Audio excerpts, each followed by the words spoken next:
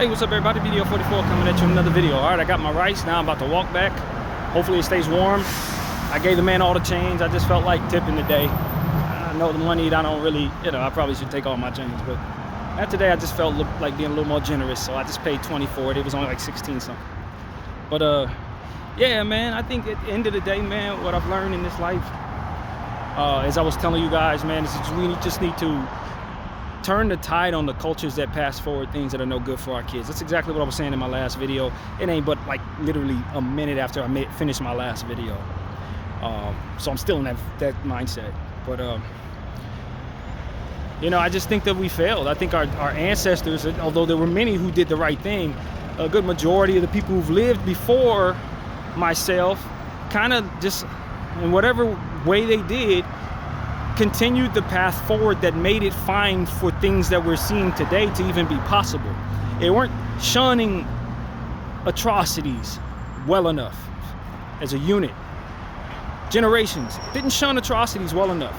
They were fine with slavery, fine with oppression, depending on who it was pointed at, fine with just shunning people for not having enough, which would then force people to do things they have no business to get more. That, I think, needs to be properly condemned if we're ever going to get to the crux of what makes this place as awful as it is. And all the suffering and the trauma that we're ultimately learning is also preventable if we can start bringing forth a proper mindset to stop idolizing over things that are shallow in nature and start bringing forth a normalization to being humane. And start shunning people for their lack of empathy, their lack of concern. Start shunning people for their worshiping of things, worshiping of money, feeding their own demons at the expense of other people. We need to start shunning this stuff properly. And we have, as a nation of people, we have failed in that way. We have failed. And our ancestors have failed in that way. Even though there were many who got it right, not enough. Not enough. And we're in a space right now where we're continuing on that path, and I want to be one of many voices, hopefully, that normalizes saying, nah, bunk all that, that's wrong. We ain't gonna do that no more. That doesn't work. And if we continue to push forward that way, you're gonna understand that it doesn't work, and you're gonna remember that someone like myself told you it doesn't work. Stop worshiping money. Stop idolizing humans who don't have anything to give us but more of the same idol worship, separatist, othering, racism, classism, phobia, whatever the word would be. We gotta stop allowing people to influence us to continue to pass forward the things that make genocide even possible. It is not okay. You should have been scolded for being selfish. You should have been scolded for being shallow. You should have been shunned for being okay with others suffering in the name of your own wealth. You should not have been heralded for that. That made the world a worse place for many people. And that we continue on that path of lacking in substance and worshiping money and worshiping people who have money makes it so that tomorrow's genocide is going to be worse than today's. It really does come down to that. If we don't want to agree on religion and we don't want to agree on God, we need to agree on what makes this place more hard for people to live in. Shunning people for not having enough instead of feeding them and showing them compassion. Hurting people and doing things to people and letting your behaviors get out of hand in your own household, which then gives birth to monsters that leave the household. Hurt people, and a lot of us are fine with hurting people because we don't find ourselves properly shunned for the behavior. You want to stone people for this, you want to shun people for that. But when it comes to certain things we are fine with, and those are the very things that we should not be fine with, and that is exactly what I'm teaching us. It's exactly what I'm trying to bring forth a light to and understanding to. I know there's a thin line between how hard people have to work in order to make it. But once you get to a point where you have enough, there should be a proper shunning of taking too much. and the upholding of cultures that make people worse, that make people snooty, so to speak. We need to start shunning people properly. I'm better than you because I have more than you. No, you're stepping in dog doo-doo when you smell bad. That's the type of energy those people need to be seen, because what they're passing forward is the same thing that was passed to them, which makes it so that things that we see that we're so offended by are taking place. A lack of concern for what happens to other people. And we have feelings and emotions and a body that can be harmed, but we don't care about what happens to somebody else. No, you have not been disciplined properly by the world around you. It has failed you, and that's why you've been that way. It ain't deeper than that. It ain't deeper than that, and that's what I want to tell people, man. That's what I want to share with people and understand it. We can be better in that way. We can. But first, we got to start raising our children and raising one another better. And it starts with what we continue to champion and what we continue to shun. We're doing it wrong. And until we figure out that us doing it wrong leads to the things that we see that we do not like, we're going to continue to see the things that we do not like in this world.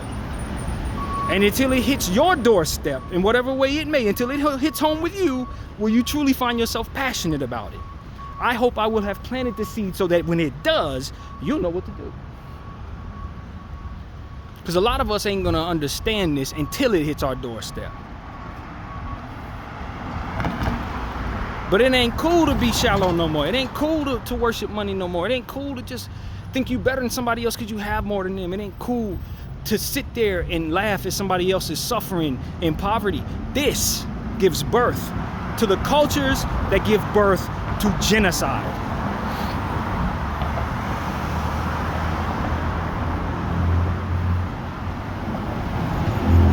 And I'm telling y'all that's what it is.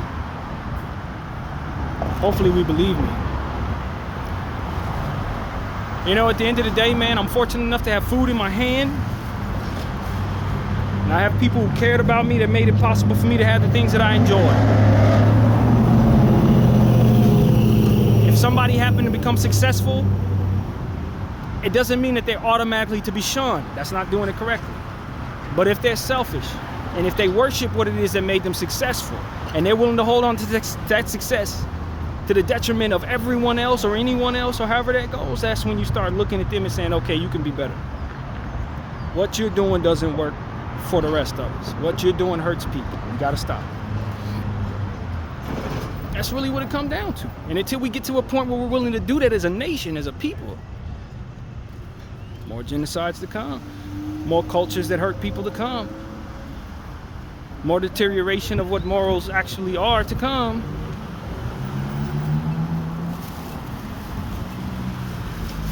I'm a believer in God. I do. I believe in him. But there are people out there who don't. They need to be reached.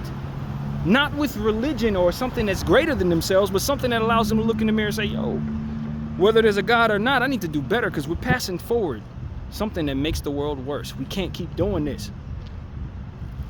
We can't keep doing this. And as a person who believes in God, I know not everyone needs to believe in order for the world to be better. Because if you believe in God, then you know he can do a lot with a little, man. You don't need everybody to be on the same page in order for things to work as it pertains to his intentions in our lives. And I think that's where a lot of deterioration goes. So a lot of people turn away from God because they haven't found him yet. And so they start doing things that they shouldn't do because they don't believe in God. No, they just ain't been properly disciplined against those things. It ain't got nothing to do with their relationship with God. God will find a relationship with who he wants to have a relationship with. In the meantime, we need to figure out how we can reach one another so that we can stop giving birth to things that give birth to genocide. Things that give birth to more trafficking. Things that give birth to more things that ultimately are horrible for our lives. And people manipulate our religions. They manipulate these understandings of a relationship with God. They manipulate these things to get people to do things the worst way. And I've come to accept that not everybody's going to believe, but everybody does need to behave. And that's something that I really believe at this point. It's not that I don't believe in God in any way. I definitely do. It's that I trust God too. Trust. Because a lot of times, us believers, we turn away from people who don't believe. I'm guilty of that. That person don't believe in God, I can't really mess with him. But if your faith in God is where it needs to be, then you trust that he can do something with that whether they believe or not. Just because they don't know the truth don't mean they can't learn it. But if you, by example, shun them because they haven't found what you found, then you may turn them away from the path that allowed them to even find it down the path later on. You can derail people just by shunning them while they're in the dark. You know that. Looking at a person who's never heard of anything good in their lives and not identifying the compassion that they've shown in subtle ways, not acknowledging the humanity in them when they're suffering, can make it so that they never find God, so that they never find compassion, so that they never believe in it, so that they're too broken to ever want to believe in such a thing. Teasing people and making fun of them for their differences, these are the things that give birth to the monsters, that give birth to the cultures, that give birth to genocide. I cannot stress this enough. If we're not properly treating one another, whatever that best that way is, that may be, whatever best way that may be, we're going to fail to end the things that give birth to genocide. It starts with our behavior, man. And it starts with us understanding how our subtleties in our lives, that the smallness of our lives influence the bigger picture.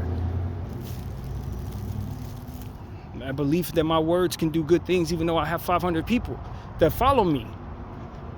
That is what I'm talking about. If I spew to these 500 people the opposite of what it is I'm saying, I can influence people the wrong way. I can bring forth the wrong stuff. All it takes is one person who's influential to hear the wrong thing and be influenced by it, to influence others the wrong way on a much more massive scale. You got to know the importance of your voice, whether you're speaking to 1 million people or only talking to one. Whether you're treating 1 million people bad or only treating one poorly. It's all connected. Don't think that just because you haven't reached 1 million people that you can't influence 1 million people. You might reach one person who influences 1 million people. And then by way of that, you've influenced 1 million people. God can do a lot with a little, man. Never lose sight of that.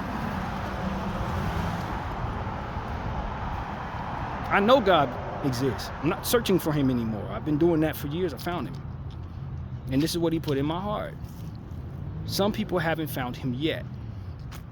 That doesn't mean that they can't behave in a way that he's pleased with. That doesn't mean that he can't do more through them than he may choose to do through a believer. It's no perfect science to this. But if you trust him in the areas that you fail to, he can move mountains through that trust. That's what I've learned in my own personal life. We believe in God in this area, this area, this area, this area, but the area we don't is the area he can most work with. The areas that we don't could be the areas that he do the most good with. We need to start identifying what we're failing. We need to start identifying what we don't. And do something good with the faith that ultimately we can now apply in that area. That's what I'm telling y'all, man. I'm not saying be stupid. I'm not saying let your guard down in every situation or forget all that you've learned in your life's path. But I am telling you, hey, in the areas where you have the least amount of faith, applying your faith in those areas, the Most High can do the most with. That's what I've learned, man. This is what 41 years has taught me. And so that's what I'm telling all of you, whoever's listening to me, regardless of how many or how few, it doesn't matter. Because it's not my responsibility to make sure that I'm reaching 1 million people. It's just my responsibility to make sure that whomever's listening is hearing the right stuff. And if more people thought that way, they would influence the world to be better, man. Everybody wants to follow the numbers. It's a lack of faith. They think because they're not famous, they ain't making a difference. That's a lie. That's a lack of faith. Apply faith in that area. And then you won't do things you have no business doing, trying to garner too much attention. You could do great things with the little attention you receive. Doing things the right way will get you the best results every time, man. I keep telling people this. That doesn't mean I got it right all the time. It just means I've learned where I made mistakes. And so I'm trying to lead you away from those. Bdf 44. I thank you for watching. I'm out.